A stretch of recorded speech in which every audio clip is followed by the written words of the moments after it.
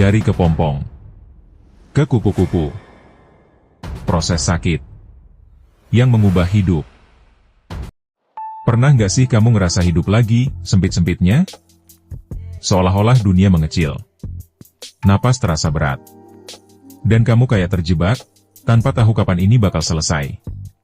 Tapi, gimana kalau justru fase paling sakit dalam hidup kamu adalah tanda bahwa kamu sedang berubah? Karena sebelum kupu-kupu bisa terbang bebas, dia harus rela terkubur dulu dalam kepompong. Dan proses itu gelap, sepi, menyakitkan. Sebelum lanjut, pastikan kamu klik tombol like dulu kalau kamu pernah ada di fase sulit dalam hidup. Dan kalau kamu merasa video ini bisa menguatkan orang lain, jangan lupa share ke teman atau keluarga kamu. Terakhir, klik subscribe dan aktifkan loncengnya supaya kamu nggak ketinggalan video inspiratif berikutnya. Karena siapa tahu, video ini adalah pesan yang memang kamu butuhkan hari ini. Tombol keyboard 1. Semua orang punya fase kepompong. Kita sering iri lihat orang yang sukses. Kita cuma lihat hasil akhirnya. Tapi kita jarang lihat fase ketika mereka diremehkan, gagal berkali-kali, ditolak, kehilangan arah, bahkan hampir menyerah. Fase itu adalah fase kepompong. Fase di mana hidup terasa gelap. Fase di mana kamu merasa sendirian. Fase di mana kamu mulai mempertanyakan diri sendiri. Dan itu normal. Karena perubahan besar nggak pernah lahir dari zona nyaman. Tombol keyboard 2. Kenapa proses itu harus sakit? Kupu-kupu nggak bisa langsung keluar dengan mudah. Kalau ada yang bantu merobek kepompongnya, sayapnya justru nggak akan kuat untuk terbang. Artinya apa? Tekanan, perjuangan, kesulitan. Itu semua bukan untuk menghancurkan kamu, tapi untuk menguatkan sayap kamu. Masalah membentuk mental. Kegagalan membentuk karakter.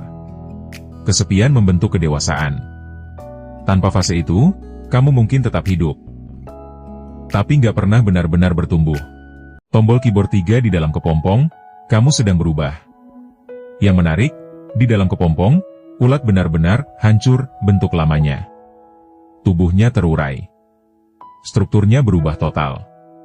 Dan dari kehancuran itu, lahir bentuk yang sepenuhnya baru. Kadang dalam hidup juga begitu. Versi lama diri kamu harus selesai dulu. Pola pikir lama, kebiasaan lama, lingkungan lama, bahkan mimpi lama, agar versi baru bisa lahir. Dan jujur saja, proses melepaskan itu nggak enak. Tapi justru disitulah transformasi terjadi. Tombol keyboard 4. Tanda kamu sedang berubah. Mungkin kamu nggak sadar, tapi kalau sekarang kamu lebih selektif memilih teman, lebih sering merenung, mulai mempertanyakan tujuan hidup, ngerasa nggak cocok lagi dengan lingkungan lama. Itu bukan berarti kamu kehilangan arah. Itu bisa jadi tanda kamu sedang bertumbuh. Bertumbuh itu sering terasa sepi. Karena nggak semua orang tumbuh di waktu yang sama. Tombol keyboard 5. Jangan keluar terlalu cepat.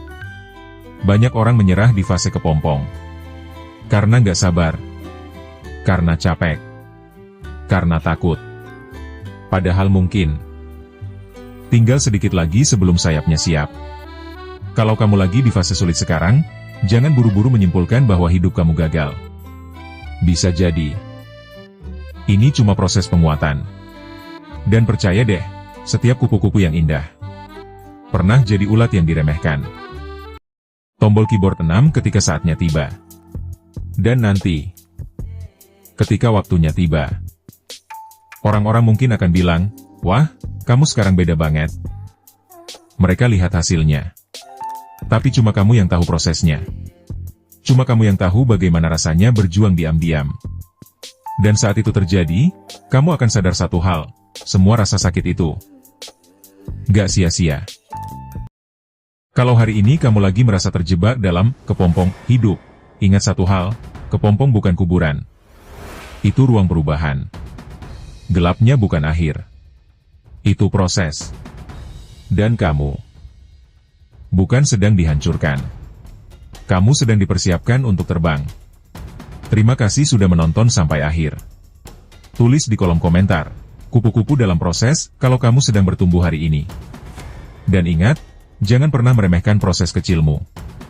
Karena dari situlah sayap besar terbentuk. Sampai ketemu di video berikutnya.